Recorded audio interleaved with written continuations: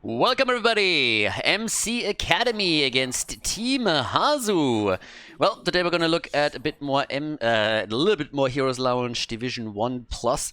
Now we had another game already just recently. This is obviously the top division within Heroes Lounge, so a lot of the players that play in the top level tournaments, the prize money tournaments, being at the X Cup, being at the CCL, Meta Madness, you name it. But here in the amateur scene, they can play with different players, with a couple of friends, mix the teams a little bit, and just have some fun. On the left side, we got the MC Academy, which should definitely ring a bell here too. Splice on the Haka in the best of 3 series. We've got Viders on Jojo, Warren on Malfurion, the Panda Colada on Gul'dan, and Lolom on Falstad. On the right side of the map though, Team Hazu, the X-Ray on Tyrael, Smexy's playing Stukov, Bad Benny on Maiev, once again looking at Maiev as one of the heroes that he locks in for the early engage. Max Passion with Urel, and Lunara played by Hazu.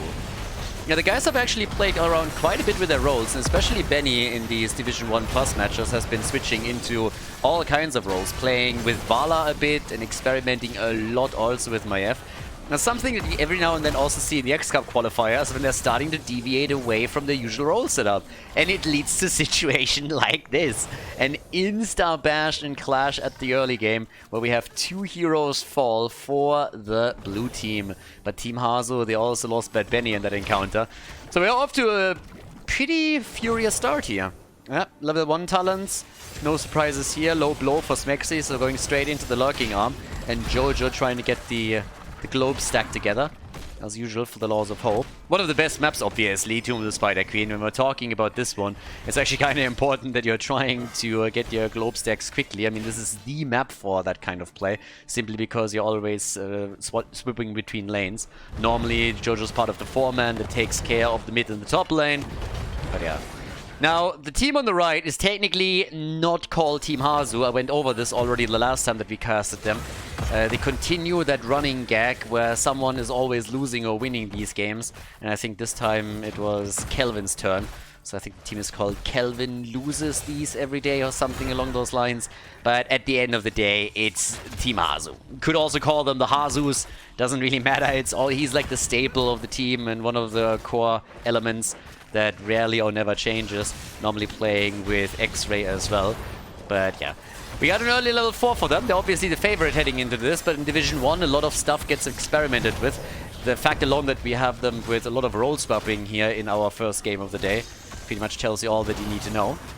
Then again, the MC Academy is actually a pretty strong team. These guys have done several times in X Cup qualifiers and in other events they caused upsets. So should never really count them out. They're definitely one of the teams that you should keep an eye on if you're looking at the European scene. And right now, they are trying to fight back here, but in the mid lane in particular, things are starting to get a bit hectic. Once again, the Haka is moving in, and they're putting X-Ray literally into a corner, and Tyrael gets completely bullied. Quick explosions, they get some extra damage in, but that's about it. They're looking for a counter kill though, and I think they might be able to take the dinosaur down here. Splice is trying to get away and waddles his way back out to safety.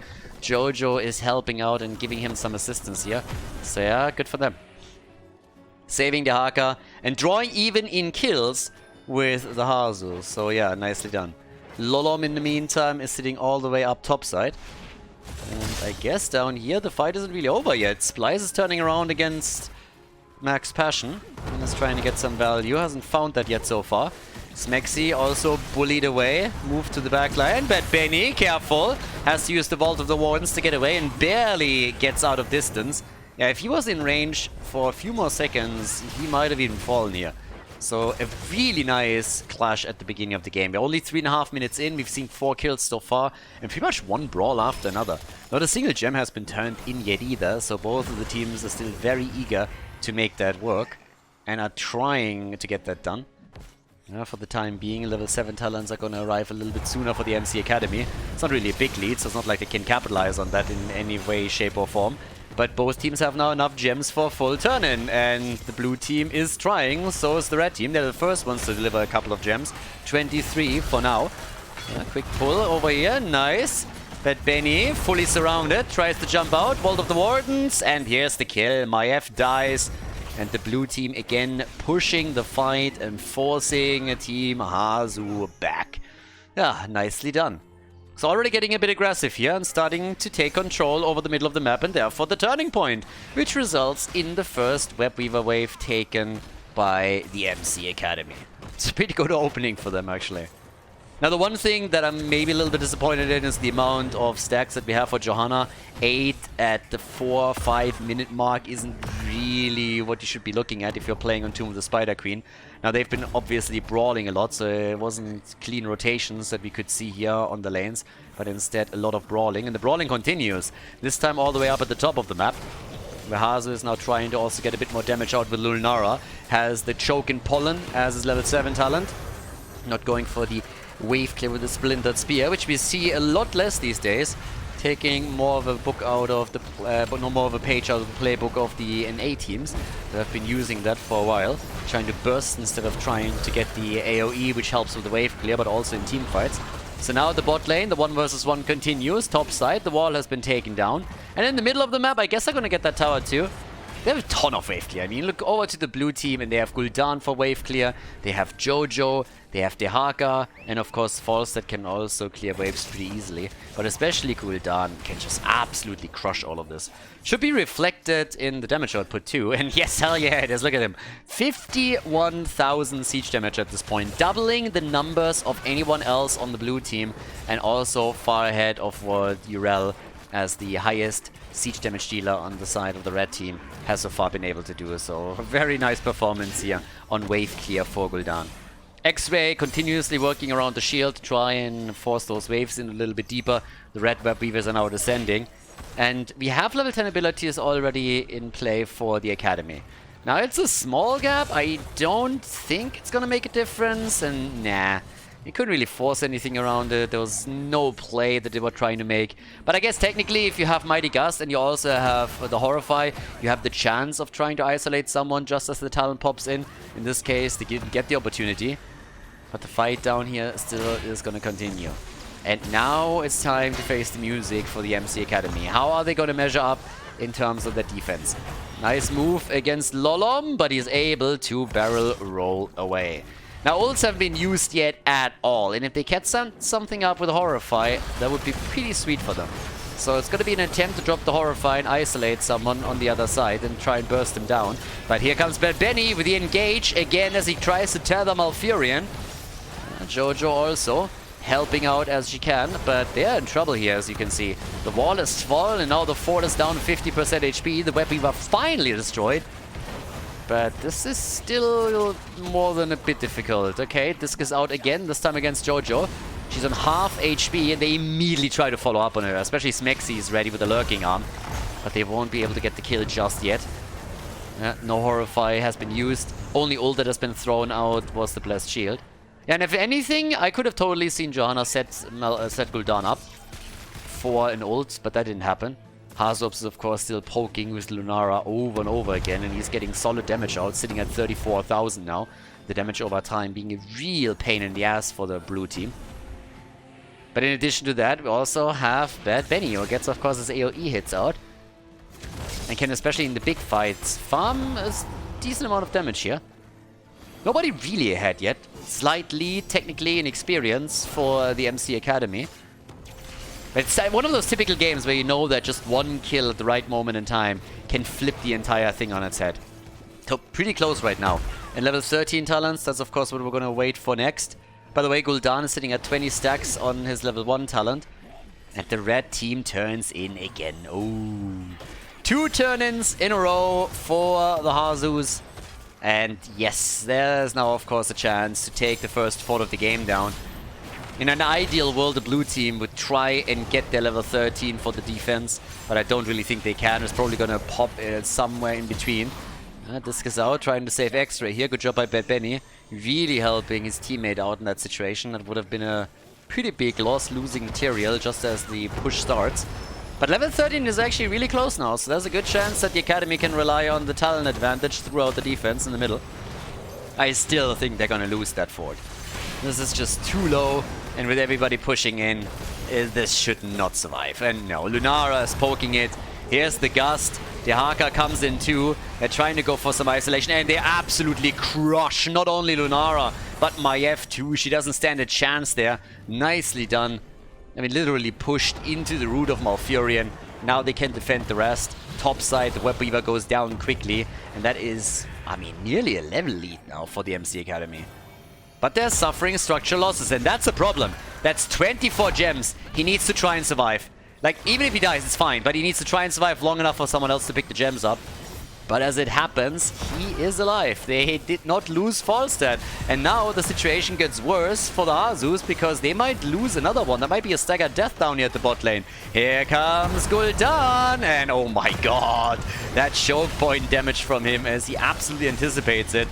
But they are still able to get away. Yeah, nice encounter.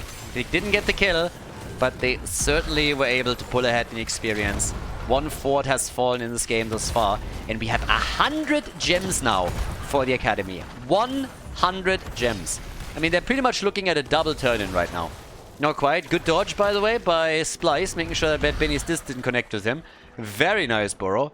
That was absolutely on point here. But they still need to control the middle of the map if they want to get the turn-in. And the Hasus are here in full force at this point. They're here with everyone else. And let's see, 10 minutes in. How many gems? We have 32 gems for the Hasus.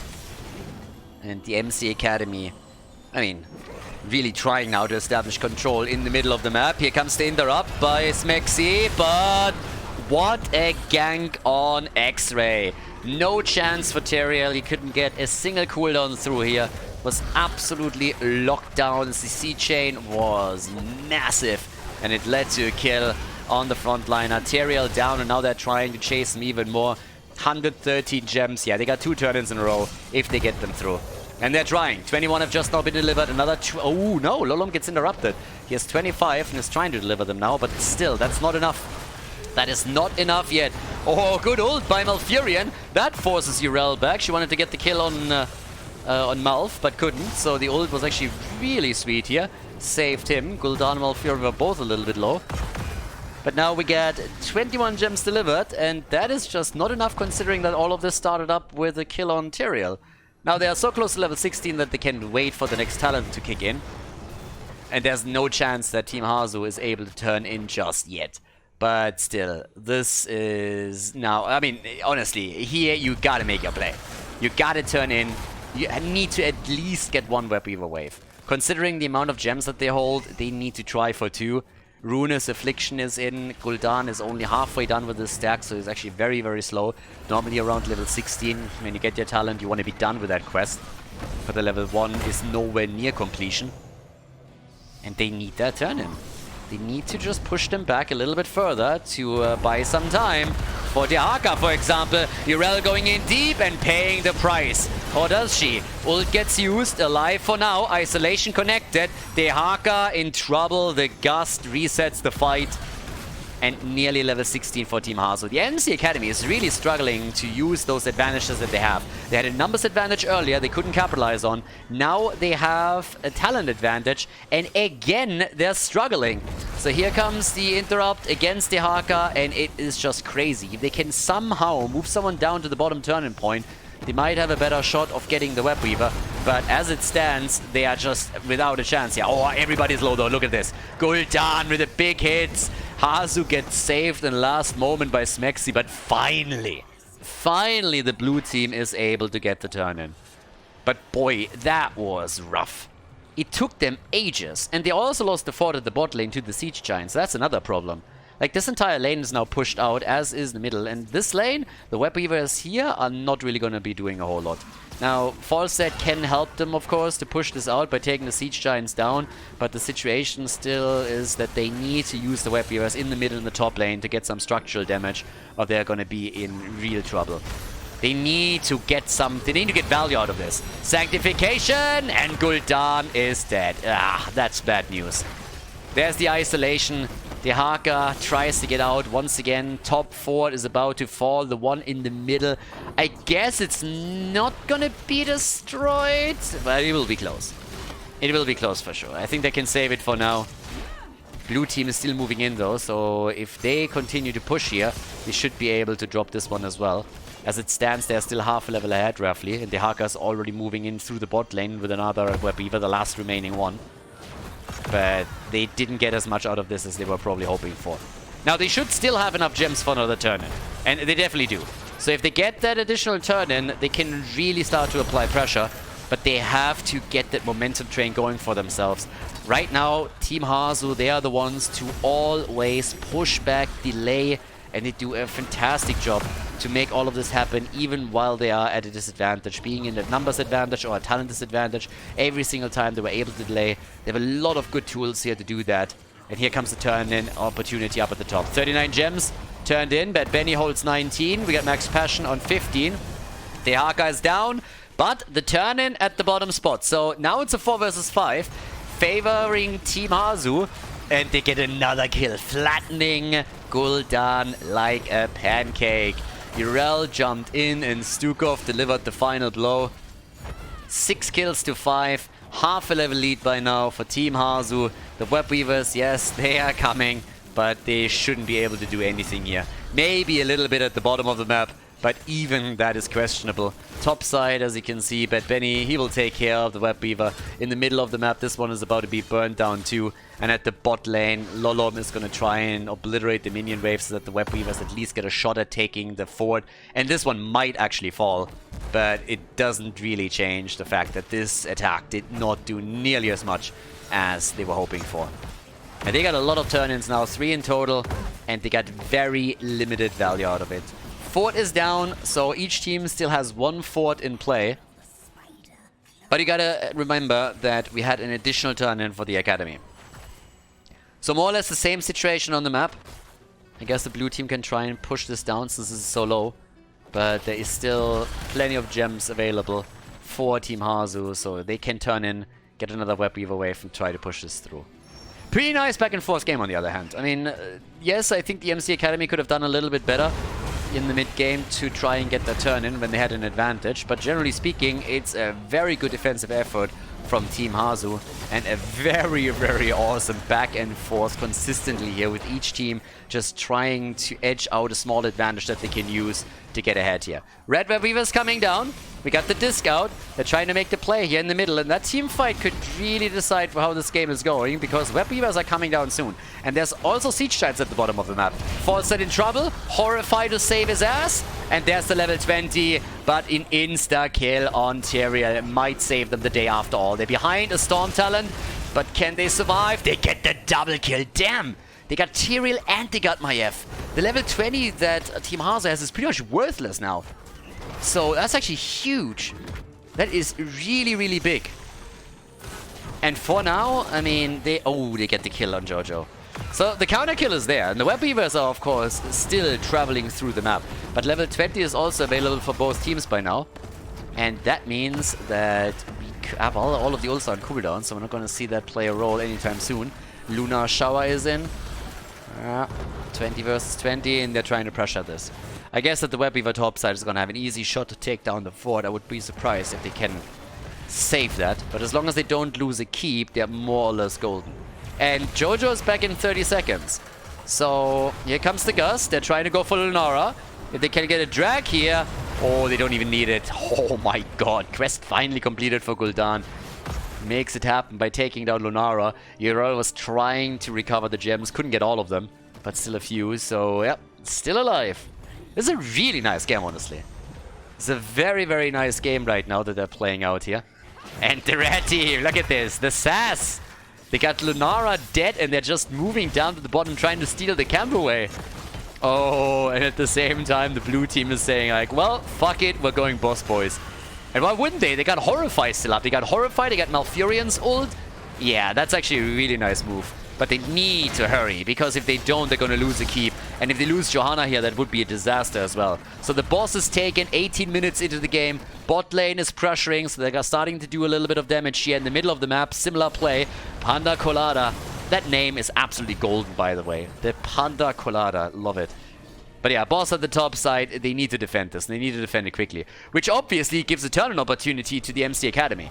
Now, if you paid attention, you know that they are 5 gems short roughly. But they can get them quickly here in the middle of the map. And yes, that is now more than enough to get a turn in. So that's actually a very smart double play. Snag the boss, force them to defend, get the gems, turn in, and try to play with the Web Weavers. That's pretty much the best thing that they can do right now. Looking at the damage output here, Lunara with a 94,000, so our girl is doing work. We got 51,000 for Gul'dan. I mean, blew her up a couple of times, but still. 3 players that still haven't died yet. Smexy hasn't fallen, Urel hasn't died. What else is new? And Malfurion somehow has survived through all of this. But this is a very cool game to open the series up. I mean, I have no idea who's winning this, but I can tell you that the blue team has now a shot to take the first keep. If they focus the top lane, they have a chance to take the first keep down here. Alright, in comes the play for Max Passion. Yeah, if he dies with the 27 gems that he holds, whew, they gotta recover those, or they're gonna be in for a rough ride. Top side play now. Open the side wall up, a little bit more vision. Better angle as well. Yeah, you can kiss that keep goodbye. That one isn't even going to be defended. They're going to try and make a play for the core at the end of the day. But yeah, that keep is gone. Absolutely gone. No chance here. And they're not risking anything. They're playing this super safe, or they're trying to, but here comes the flank. They're flanking in, isolating the Haka, who burrows out. Mighty Gust, Wind Tunnel, used right away. Bad Benny with a disc against Gul'dan. They want the kill against the Fell Boy, but so far they can't. Sanctification is into. He needs to turn around with the Horrify. He gets the Horrify through, but he dies a second later. And now it is time to chase. The bottom keep in trouble as the Web Weavers are so far completely uncontested down there. But the birdie goes down. This keep, I don't think it's gonna fall. Web Weaver might spawn another set. Yeah, actually, I think they can take the keep. The keep is gonna fall. The question is simply, can they defend the core? Because Team Hazu is gonna try and end here. They're gonna try and take a keep down, and then they're gonna try and go for core, if they can get another kill. If no one else dies, I would say that those 3 should be able to defend it. Core at the bot lane gets attacked, and guys, that core is losing shields. That core is losing shields quickly. That's starting to be a little bit of a problem. Those 2 catapults, they're not going to take it down, but they're going to do some damage. Mid lane keep is gone, and it's only 19 seconds until Gul'dan is back, and his Horrify is up in another 30. They're trying to end the game here, as expected. Big push. Oh my god, the Haka, get the fuck out of here. And they go for the core. 82% on the core for the red team, but uh-oh. Seems like they can pull it off. With Tyrael's explosion still available, that's definitely game set. Not quite match yet, but they take the lead. Team Hazu with 1-0 against the MC Academy. Before we head into game number 2, make sure that you subscribe to the channel if you haven't done it yet, so you don't miss out on any future content here on Khaldor TV. Game number 2, Battlefield of Eternity, and well, the MC Academy did well, but Team Hazu, at the end of the day, was still a little bit stronger than them. So now we're looking at the second map, and of course a chance for the Academy to bring it back. Left side, Vetters on Nubarak. We got Lolom on Lunara, Panda Colada on Jaina. Splice is playing Dehaka, and we also get Warren on Ana. On the right side of the map, Team Hazu with X-Ray on Vala. We got Bad Benny on Diablo, Hazu on Zarya. And as you can see, Max Passion on Thrall and Smexy on Oriel. Alright, let's go. Let's see if they're able to force game number 3 or if this is going to be ended with a 2-0 victory for Team Hazu. We got an arrow build for Vala here, so no auto attack, which has been lately definitely the latest style to be played on her. And that doubles to... I mean, in this case, you could have definitely played her. Now, the arrow build, obviously, against the Immortal is awesome because you're getting the repeating arrow in. You're getting also, if you want, on level 7, the extra damage locked into place. But with a Zarya plus Oriel, you could definitely go for the auto attack here. Alright, so let's have... Oh, the whip, the lock, the stun, the kill. Down goes the Nubarak. Feel a bit sorry for Nubarak. Nubarak is a pretty awesome hero, but he's also sometimes a bit weird because he's very much so on the squishy side. He's an engage tank, obviously, so he wants to be the one starting the fight, really driving the issue, and if he can't do that, then he struggles. If he's the one, like he's not really a hero that you want to play when you are in some kind of like sustained battle, poke battle. where he has to really be tanky up at the front, because that's simply not his playstyle. That, on the other hand, Benny goes a bit deep and goes down. Alright, there's the counter kill. First kill for the blue team, good for them. Top side, we got Splice against Max Passion, or 1v1. And down at the bottom of the map, what do we have here? The fight straight up for the camp. And it seems like with that sleep dart and the engage, we could see a few kills, but Lunara might die to the minions. No, she makes it. 6 hit points! Not even close. I think Lolom at some point was down to 5. Both of the damage dealers die, and the blue team is trying to move away. Everybody is low, but they got the camp. Now, let's not forget that they had 5 heroes down here. Oh, that's a nice drag. Sleep dart, and that was an easy kill. Nice. Very well done. Great kill here. Oriel goes down. Zarya goes down as well. Top side, we currently have Max Passion. He's pushing this all out. Obviously, the Haka is now starting to make his way over. What Thor is, by the way, trying to do here is slow him down so he can't catch all of the experience. Didn't really work out for him. Was just a bit too slow to enter that bush, or he could have maybe dropped the wolf and try and take him here. But as it happens, Splice still gets the XP. So they are looking at a very good position with a slightly inexperienced, nothing crazy, but if you build on it, you can eventually start to snowball this slightly. And they are trying to also come in with a quick lock on Thrall. Good stun for Manubarak, and they get the kill. Okay, down at the bottom of the map on the right side, we currently have the next camp taken. 5 kills, 2-2, and all the way up at the top, Lolom and Splice are starting to also now take the next camp. So pretty much they're ending up taking both of the camps here. Yeah. 1-2, the one at the bot lane gets locked in by them, the one at the top lane too, so that's even more experience, and they are now on level 6, so they're actually a little bit farther ahead here. Yep, top side, there we go, Splice, Max Passion, they're currently doing their thing in the 1v1, dealing also with the camps at the same time, but the Immortal, that's of course now the most important thing for now.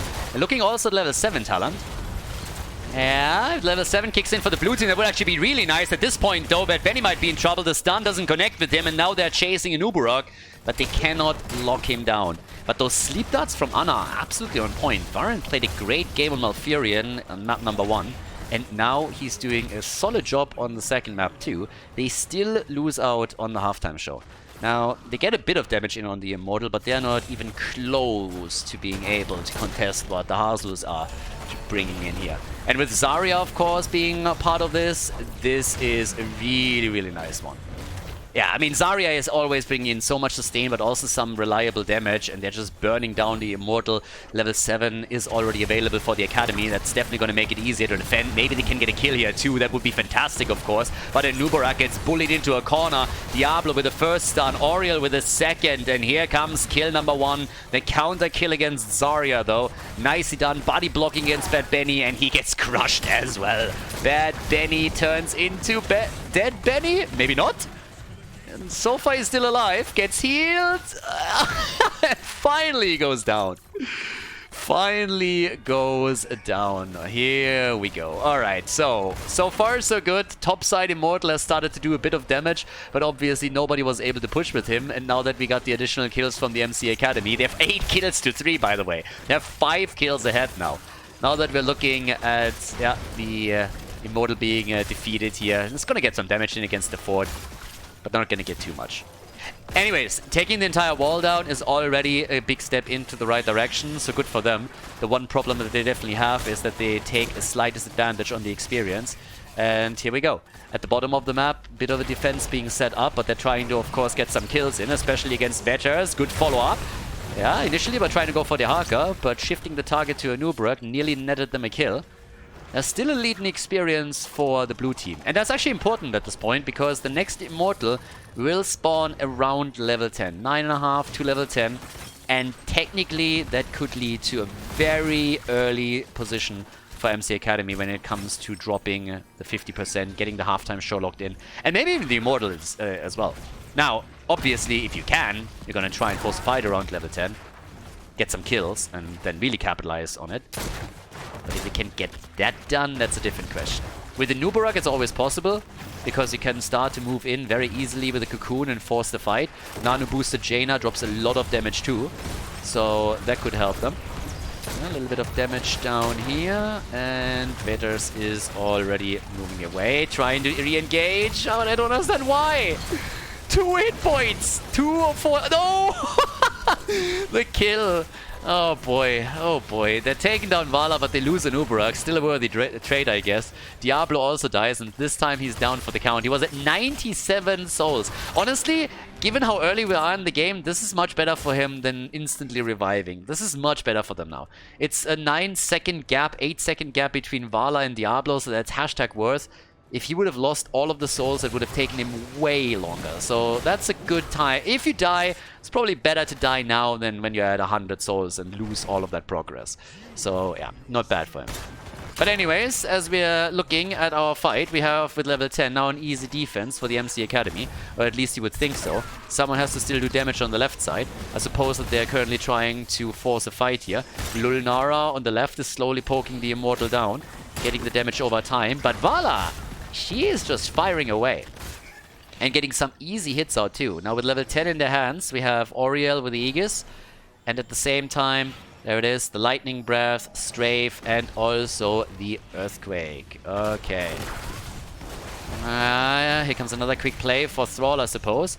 But they are now controlling the spot around the Immortal quite nicely. Halftime show is in. Difference isn't really that big. 4,000 hit points.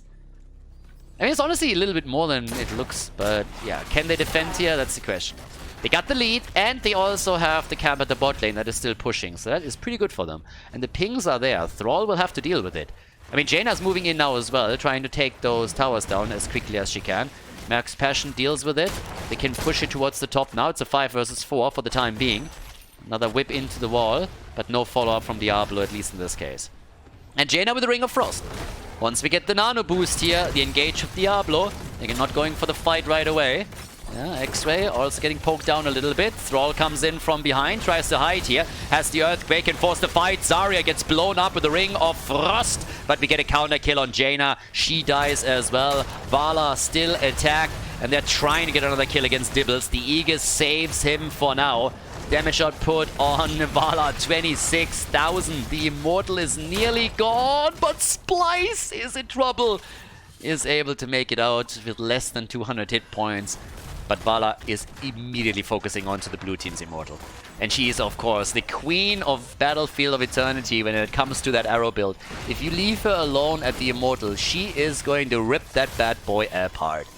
Yeah, by now, we have the blue team trying to defend. They have all 5 back up on the map. The Haka even pushed the top lane out a bit. They hold the level advantage until now. But with now Jaina and Lulnara trying to get the Immortal, it seems like the team is finally going to win one. And they do with 200 hit points. 200 hit points on the shield. Yeah, that one was clutch. That's pretty much 2-3 auto attacks. And then, yeah, you lose that one. So one more salvo of auto attacks from the 5 heroes that were barreling down on it. And that would have been an easy win for Team Hazu, but what is that, half a second? Less. I think that's less. So, nicely done. Not even close, MC Academy. Let's see what they can do. The Haka is still bot lane. They got level 13 now. If they're aggressive enough around it, they might just pressure in and force them past the fort. But of course, that Immortal is not going to survive for much longer. And it seems more and more as if they're just letting this one slide. Poke it down from a distance. The fort is down. The Haka is in. There's the cocoon. Splice, what is Swain? Big ring, big ring. The Aegis saving Diablo. Jaina is gonna die, but can they get the counter kills? It doesn't look like it. The ring was awesome, but Jaina died and so did Lunara. Now we got the Haka dropping. That's 3 kills for Team Hazu. And despite the fact that they just lost the fort, this is of course a big step to controlling the match. They close the gap in experience. We have them at 11 kills, 2-8. And yep, that looks better and better right now. So yeah, awesome stuff. Really nicely done. Veters at the same time. He's trying to defend this. I don't think he can. No, together with Ana, I don't think that's really possible. Ana was trying to get a few sleep darts through to just delay the inevitable and maybe save the fort, but you can't pull that one off. 24 stacks for Vala. By the way, the quest on the baseline for Jaina is done, so she has Ice Block now. That definitely helps her a bit with the survivability, but of course doesn't make her immortal or anything. And once she has to move in that deep to drop that ring, it's always still a bit of a problem. Ana, the only one that hasn't died yet. Yeah, social distancing applied by Grandma. Everybody else dropped at least once, and they are trying to take this down here. And I think they might be able to. Ah, beautiful ult from Zarya. Thrall is still dead. Thrall is still dead, and they drop the damage on it easily. But the ult from Zarya saves the camp at least. Now they're going for Dibbles on the other hand. Aegis, a lot of the damage dodged out, and Diablo is able to jump out. Nice. Nicely done. I don't really know on the Cocoon if Anubarak... I honestly missed it. I didn't really see if Anubarak was maybe trying to target one of the healers, Auriel in particular, just misclicked and got Vala instead. But that would of course have been a pretty sweet play. If you go for an attack against Bad Benny's Diablo, Cocoon Auriel, make sure that you can't use the Aegis, and then you more or less will be guaranteed to get that kill.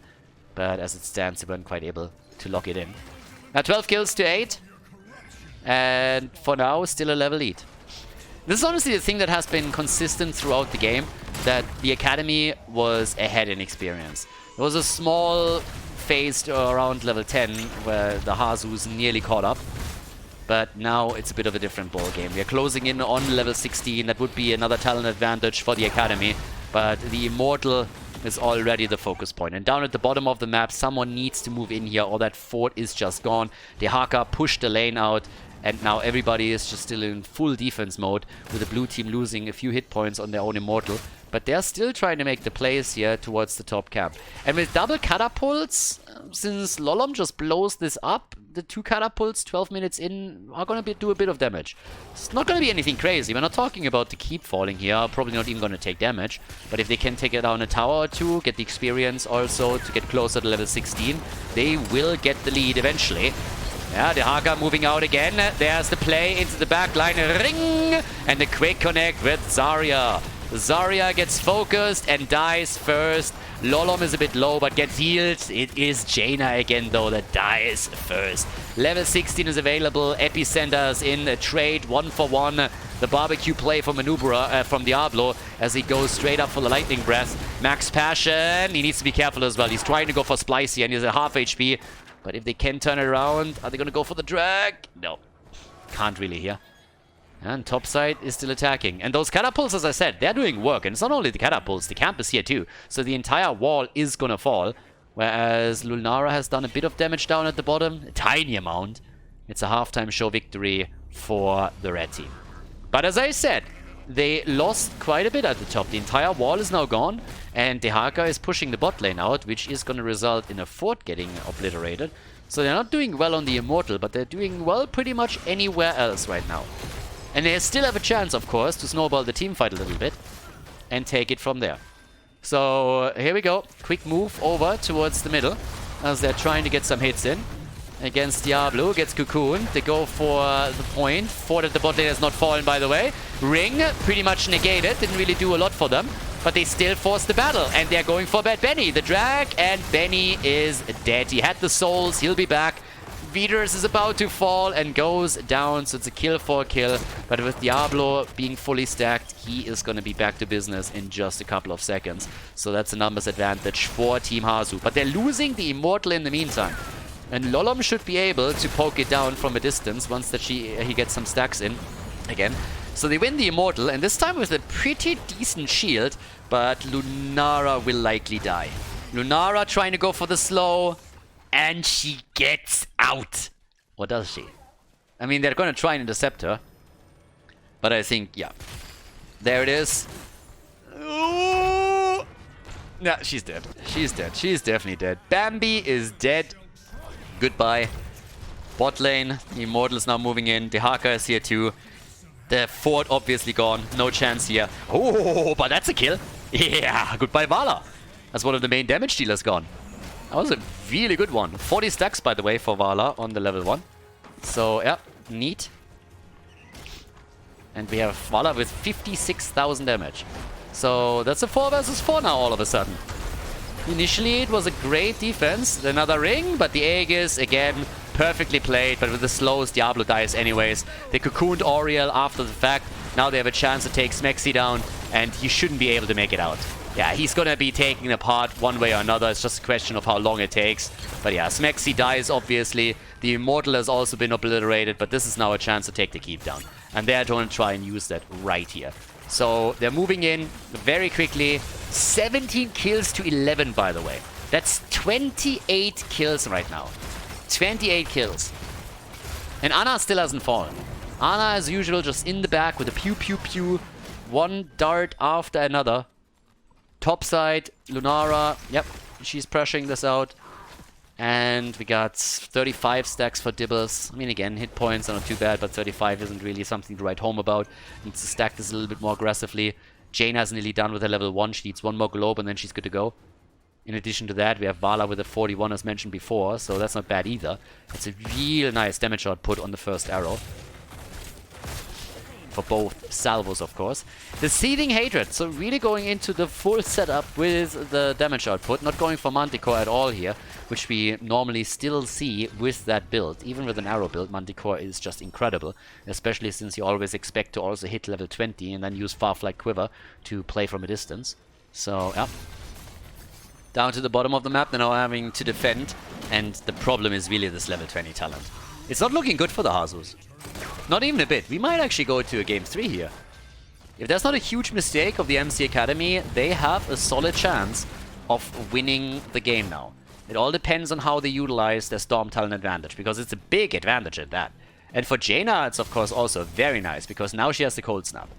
So she has the cooldown reduction, which is pretty awesome. Extra damage, cooldown reduction on top of that, nano boost, and goodbye. Not getting too much here, but they're trying to get the kill, and Vala is down once again. Nubarak dies, they go for counter kills though. And Dibbles is dead. Dibbles is dead, he didn't have the stacks, he's down for the count, and they're chasing the rest of the team. Especially Smexy has a problem. It's Lunara, and she takes Oriel down. Top lane is already getting pushed. They go for the Immortal. Hazu is falling on Zarya. We're looking likely at a 5-man wipe, guys. Yeah, with that sleep dart, 5-man team wipe. And now they should just go core. At this point, you can just go core. If you don't want to go core, at least take the keep. But they have 4 heroes up on the map. Lunara, Jaina, one of them. So all the damage dealers are still up. Why wouldn't you go core here? It's the perfect opportunity. As long as Ana can keep everybody alive, it's totally fine. Yeah, Dehaka, he's tanking, and that should be game. We're going game 3. There's no way Vala comes back and saves the day for the team. This is just not happening. So yeah, they're just sitting in the circles, and this is a victory for the MC Academy, which brings us to game number 3 of this series. Nicely done, well played. The final map of the best of 3 here at Heroes Lounge Division 1+.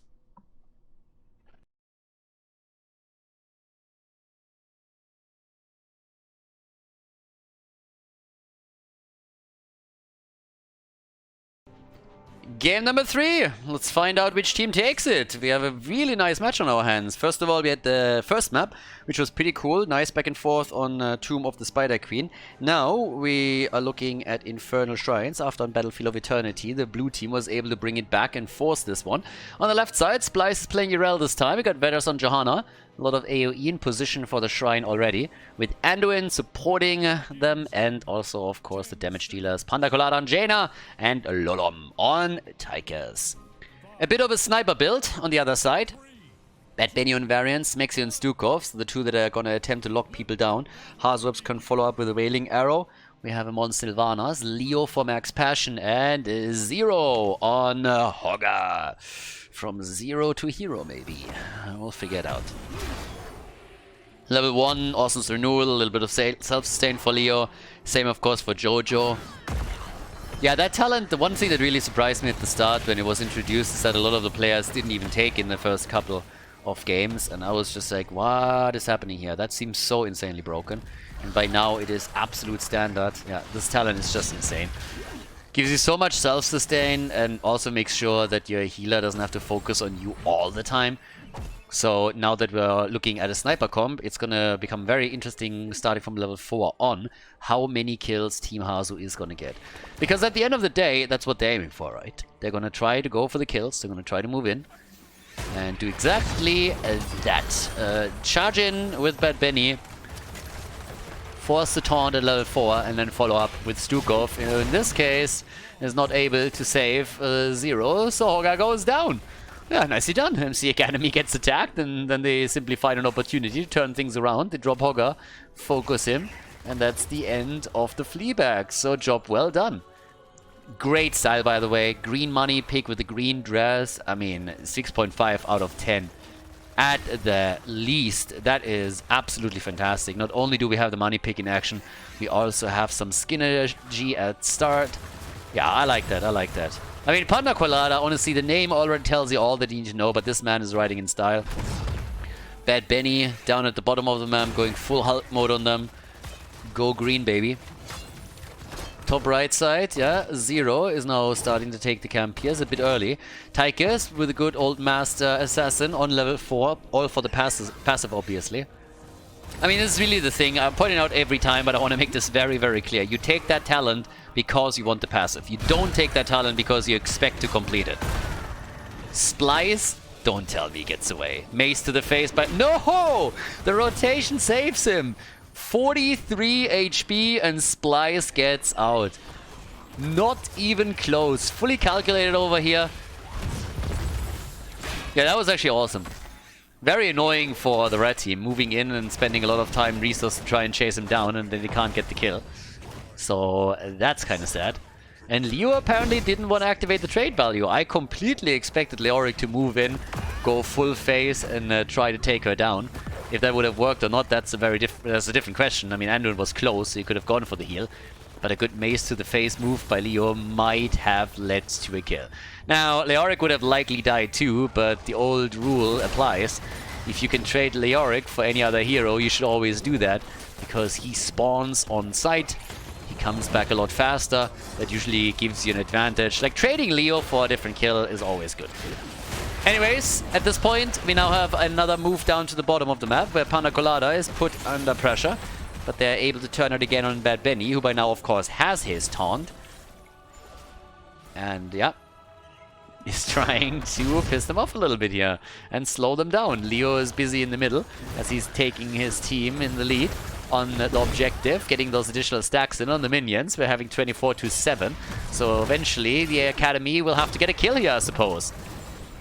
Level 7 kicks in for both of them at the same time. After the low blow was taken on level 1 by Smexy, we now have him with the growing infestation. Get even more control on the point out of this. The damage comes in, and the nice pull from Anduin. Well played here by Warren, but they have to give up the objective. The first Punisher will be claimed by the Hasus. So yeah, Hasus pushing through the middle now, trying to take down the wall, and maybe a bit more than that. With Sylvanas, you can of course always be hyper-aggressive around these things. That's exactly what they're attempting to do. Disable the wall, get the damage connected. It's going to take much, much longer for the blue team to annihilate that Punisher. And they're already breaking through it. If they can maybe... Nah, I don't want to risk anything yet. It's game 3 after all. I was honestly hoping for them to play this even more aggressive than that and try to get more damage in on the fort, maybe even take it down with Sylvanas. But I like this. Trying to slow down the rotation to the bottom with Bad Benny and then setting everybody else up at the bot lane, pushing in with Sylvanas to threaten this. So Bad Benny double checks, sees what's going on here. They still get the tower. It's a bit of value. It's one of those subtle plays. It's a small play. It doesn't really net them a whole lot, but they do some structural damage, and as usual, it adds up over time and can give you a significant advantage at some point. So here we go. We got, yeah, 1 kill to 0 still in this game, 5 minutes in. It's a little bit uncharacteristic for the series. So far we have seen kill after kill after kill in both of the games. Might also have something to do with the fact that apparently Team Hazu had to go for a sub.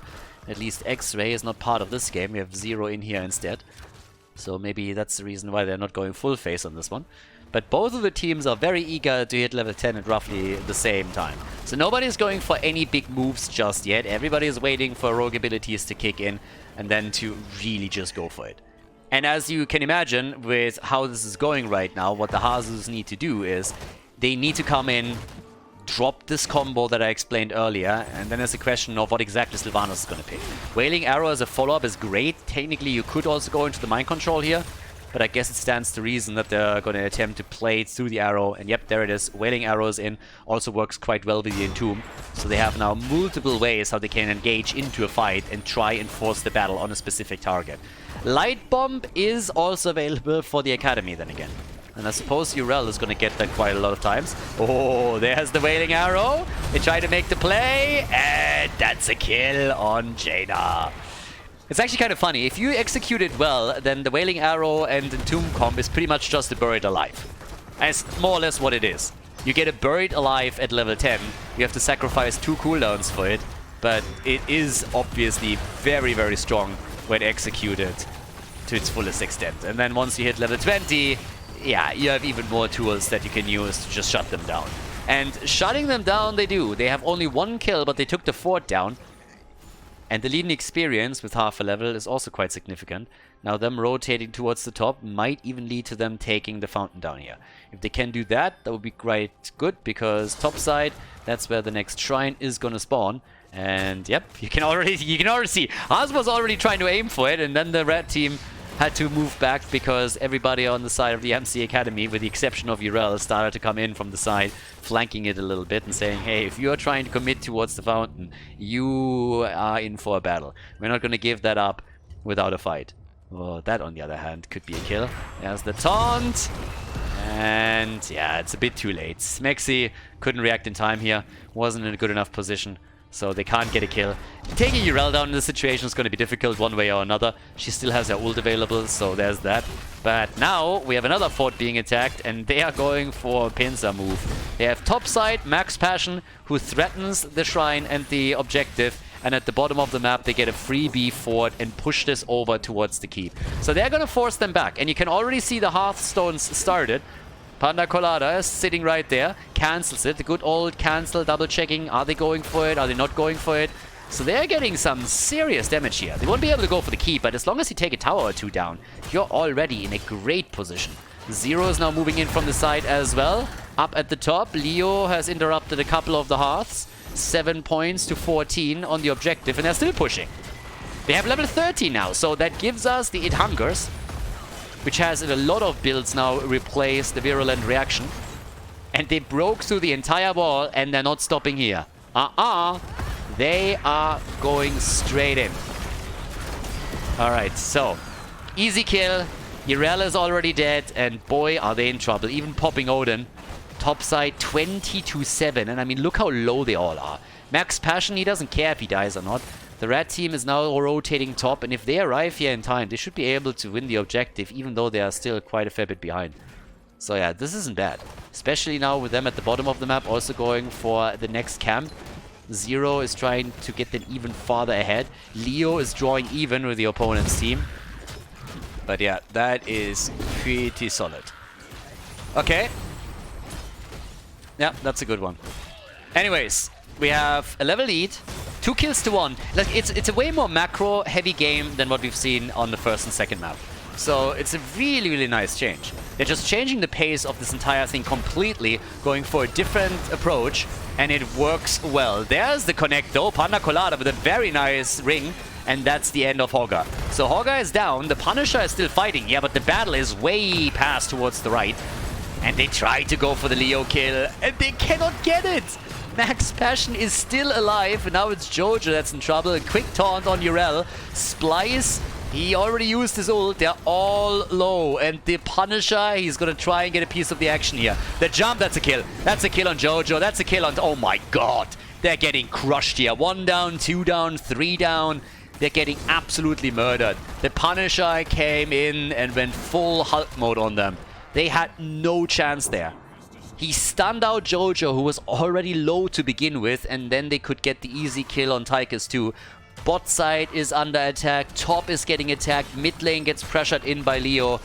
This is absolutely devastating, and the experience advantage will grant them the level 16 talent for this attack, so they are just in such a good spot. Anduin trying to play against Leo here for just a moment in the middle, but he already goes towards the top to help the rest of them out. And there it is. Johanna comes back, and she dies immediately. She came, she saw, and she died again. Veni, Vidi, BG. So 6 kills to 2, 2 level advantage, and they're not stopping. Can't stop, won't stop. Urel is dead too. Both of the frontliners are just simply gone. Mid lane still gets attacked. They wait for the next wave, but there is... I actually don't really know why they're moving back here. I mean, Smexy still has enough mana. There's Odin against them, so I get that. Hasus may be a little bit low. But that looked like a great opportunity to poke that one down. So they decide against it. Apparently want to play it safe, but I think this is a bit too cautious. Yes, Odin is annoying. Don't get me wrong. It's still very, very powerful. But I feel this was a good opportunity to take the keep down. In a 5 versus 3 situation with a level 16 talent lead. Alright, they played super safe. They go for all the camps. They penned the minimap red. And yeah, that is now a move towards the top for the next objective. Alright, so you're gonna... Nah, that actually can't be the case. Yeah, objective is spawning in the middle. I have no idea why I pinged top in this case. I was just about to say, wait a second. Objective top side? Didn't we just have the last one top? Yes, we did. That is a nice move. Oh my god. So Zero is getting abused in these games. Yeah, he died now multiple times to a Jaina combo with Anduin that just locked him in place. But look what's happening at the bottom of the map. Yeah, they're coming in with another easy move, starting to take down the keep here. Every single lane is getting attacked. And with them, forcing them to defend over and over and over again, it is just a bit of a disaster. Even if they kill Leo here, they are investing a lot of time in all of this. And in the meantime, the top gets attacked. So Leo dies, but Urel at the top is also finding herself in some trouble. Splice, on the other hand, is able to make it out. And that was pretty important too, because if Benny gets close enough and drops the taunt, there's a decent chance they kill Urel. Now, she still had the ult, didn't even have to use it, but you always have an opportunity there. Down at the bottom of the map, Max Passion, Panda Colada. Max Passion is, of course, going to spawn in position again. But 2 keeps are now down to, let's say, 40% HP. So full on-map control for the Hasus. And you look at the minimap and you realize, of course, that there's not a single fort that has been dropped on the red team side yet. 34,000 damage for Sylvana. She also rules the game in regards to her siege damage. 99,000. About to enter the 6-digit club here.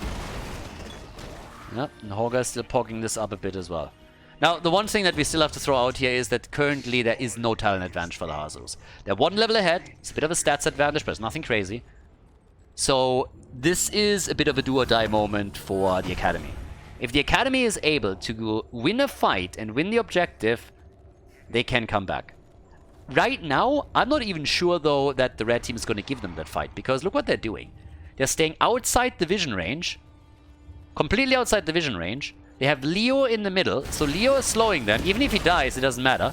And they just collapse onto that keep now.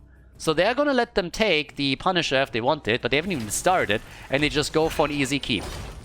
There's no problem for them taking this one down. It's so low already, you cannot save this one.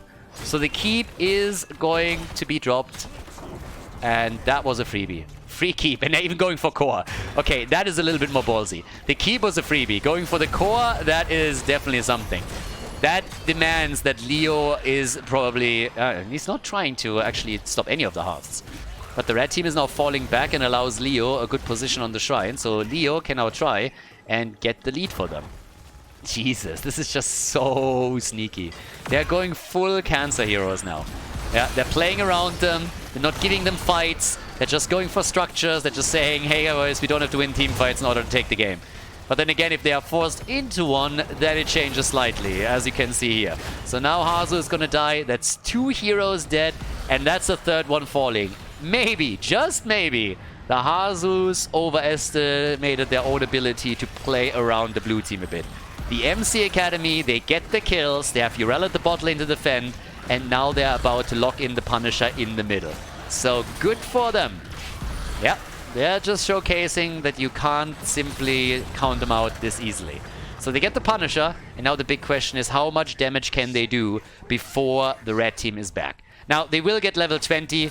The Hasus obviously already have their Storm Talents, but they won't be able to use that advantage at all since 3 of the heroes are still dead. And yeah, that's going to be an easy destruction down here. That fort in the middle is gone, and that's the first one that falls. But maybe they have a play available. Yeah, I'm actually pretty happy to see how this is going to turn out now. 7 kills to 7. And in this case, we're getting the Inner Fire. The Cold Snap is in. The cooldown reduction again. And of course the big red button. And guys, that's some brutal level 20 talents. Alright, Leo is starting to come in. Looks for the Entomb, finds 2, finds 3. They're all moving in, they don't care. And they're about to take him down. Max Passion is maximum dead. And that might be a keep. They move in for additional kills and they have a minion wave to accompany them. There's the play against Smexy in the back as Johanna, she doesn't give a fuck. She moves in, she doesn't care. And they take the keep down. Yeah, all of a sudden, the MC Academy, everybody. They got bullied by the macro play of Team Hazu throughout nearly the entire game. And now they are the ones driving the agenda. They are the ones making the decisions here, but they might have stayed too long. There it is. The kill is in, and, well, they also get another one. Oh my god, yeah, that's 3. Alright. They had a chance. They got a little bit too eager. Now they lost 4. That's pretty much game. Anduin is pulling off the French defense here. He's on the run and is even dodging out on the Entomb. That man can run. He is not skipping leg day. No. The man can yield a sword for shit, but he can run all day, every day. So yeah, seems like the Hasus are going to win it after all, but I gotta say, that was a bit of an adrenaline push as MC Academy nearly brought the game back. Well played. 8 kills, 2-11 everybody. Well done. That was actually a really cool series. Awesome series here in Division 1 Plus of Heroes Lounge. MC Academy, they lose to Team Hazu, but a solid performance by both teams here. And a very enjoyable Heroes of the Storm match. GG.